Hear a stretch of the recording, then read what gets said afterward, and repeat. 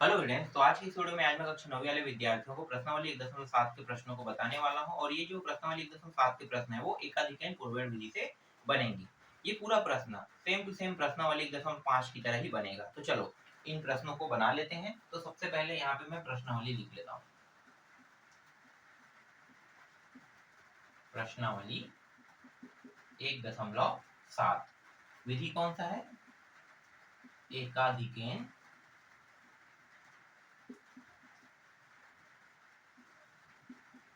पूर्वेण। ठीक है, एकाधिकरण पूर्वेण अंतोर्धर्षी वाला जो है ना उसी विधि से। जो पहला प्रश्न है पहले उनको हल कर लेते हैं। तो पहला प्रश्न है 15 का वर्ग। ठीक है, इस तरीके से दिया है। इसका मतलब क्या हो? इसका मतलब होता है 15 गुणित 15। इसे हम लोग ऐसे लिख सकते हैं ना। तो 15 गुणित 15 या फिर ऐसा ना लिख के ऐसा लिख लो। ठीक है, इस तरीके से। तो यहाँ पे दो खंड हो जाएगा। एक खंड जो होता है वो बायां भाग होता है और एक खंड क्या होता है? दायां भाग होता है। और ऐसे प्रश्न में हमेशा करते क्या है? दायां भाग बायां भाग है ना, तो इकाई और दहाई। यहाँ पे एक होता है इकाई है और ये पीछे वाला क्या होता है? दहाई। यहाँ भी इकाई दहाई। तो ये जो बायां भाग है, अगर उत्तर का बायां भाग निकालेंगे, उत्तर का बायां भाग, तो हमें क्या करना है? बायां वाले को देखना है। तो बायां भाग में देखो दहाई में कितने अंक है, मतलब दहाई का अंक क्या है? एक है। तो एकाधिकरण मतलब एक की वृद्धि। तो करेंगे क्या? दहाई। ठीक है, दहाई में एक की वृद्धि। एक की वृद्धि। ठीक है, किसमें कर रहे हैं? दहाई में। दहाई में एक की वृद्धि करेंगे और उसी दहाई से क्या करेंगे? गुणा। फिर उसी अंक से गुणा। ठीक है, उसी अंक से भी गुणा करेंगे। तो देखो बायां भाग में दहाई कौन सा है? इकाई तो 5 है, दहाई क्या है? एक। तो एक में एक की वृद्धि करेंगे, एक और एक कितना होगा? 2। ये हो गया 2। फिर इसी एक से क्या करेंगे? गुणा, मतलब उसी संख्या से गुणा। तो यहाँ पे जो दहाई में है वो कौन सा संख्या? एक। तो एक का गुणा कर देंगे, कितना आ गया? 2। तो उत्तर का बायां भाग यहाँ पे हमें प्राप्त हो गया। कितना आया? उत्तर का बायां भाग 2 आया। फिर उत्तर का दायां भाग निकालते हैं।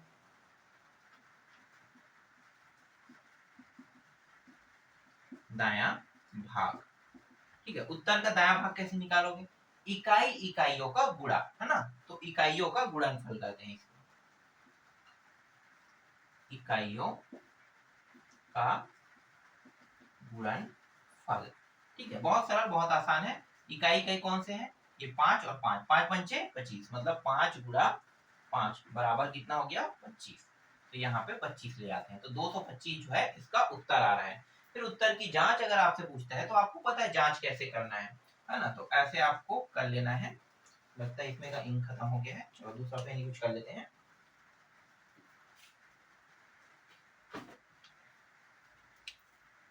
देखो ऐसे कर लेना है। यहाँ पे प्रथम संख्या का क्या करेंगे? बीजांक लिखेंगे। ठीक है, प्रथम संख्या का बीजांक। प्रथम संख्या क्या है? बायां भाग वाला देखो 15। तो 1 + 5 बराबर कितना हो जाएगा? 6। फिर दूसरा संख्या क्या है? दायां भाग वाला। तो इसको हम द्वितीय संख्या कहते हैं। द्वितीय संख्या का बीजांक। द्वितीय संख्या का बीजांक ये भी 15 है। तो 1 + 5 बराबर कितना हो गया? 6। अब क्या करेंगे?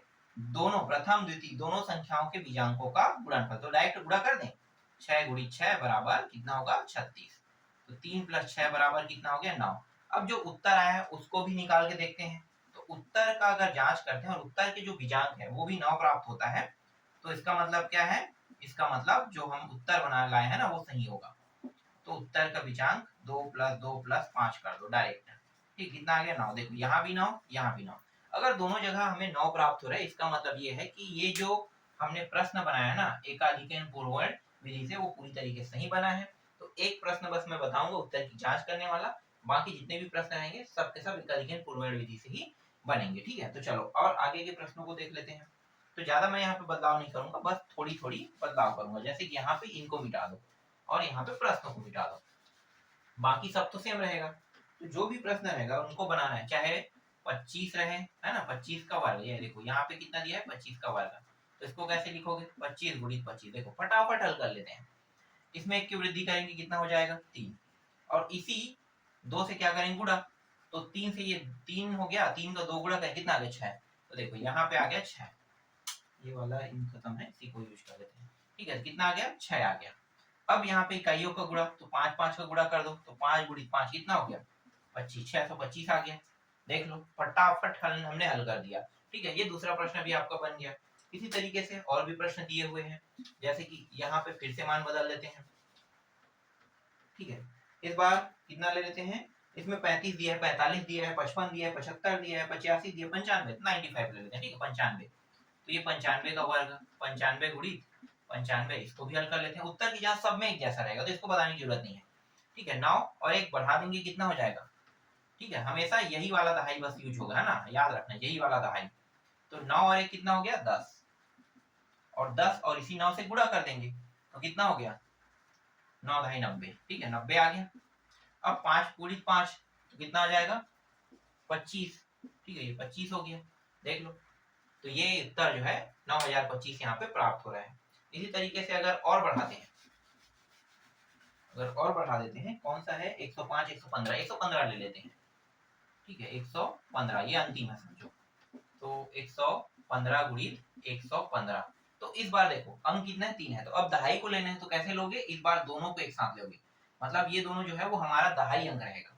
ठीक है, 11 जो है वो दहाई है, तो इस बार जो अंक है वो बढ़ चुका है, कितना हो गया 11 गुणित 10। ठीक है, सॉरी 11 से 12 हो जाएगा ना, 11 है तो 12, 12 गुणित 11 हो जाएगा। तो 12 गुणित 11 तो कितना हो जाएगा, 11 दूनी 22, 22 का 2, 2 हासिल, 11 एकम 11 और 12 13, तो ये आ जाएगा 132। तो यहाँ पे 132 आ रहा है, इसका आ रहा है, और ये 5 पंचे 25 है ना, तो ये आ गया 25। ठीक है, तो इस तरीके से देखो इसमें बहुत सारे प्रश्न थे, जिनमें से मैंने कुछ प्रश्नों को लेकर आपको सारे प्रश्नों को उत्तर बहुत ही इजी वे में बता दिया। तो प्रश्नावली 1.7 जो है वो इस तरीके से कंप्लीट होता है। बाकी जो बचा हुआ प्रश्नावली है उसको मैं आपको नेक्स्ट वीडियो में जल्द ही बता दूंगा।